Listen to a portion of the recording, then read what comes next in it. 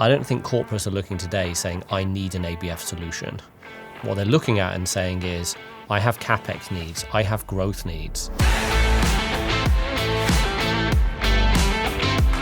Europe's going through a watershed moment right now.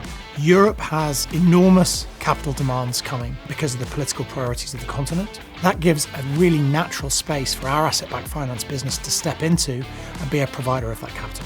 I think in an era where interest rates are no longer at zero, corporates all over the world are having to look for different ways of financing their businesses, and asset-backed finance offers a way of us financing them as companies, perhaps in ways that they haven't done over the last 10 years. Our aim is to try and save companies money.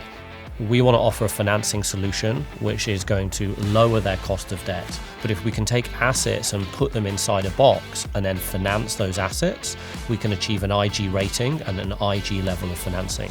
Asset-backed finance really is the working capital that fuels consumers and businesses. All the things that are the glue that keeps the economy running. We have the capacity to deliver that full range of cost of capital from investment grade to sub-investment grade in structured format. We want to partner with banks to help them offer solutions to their clients.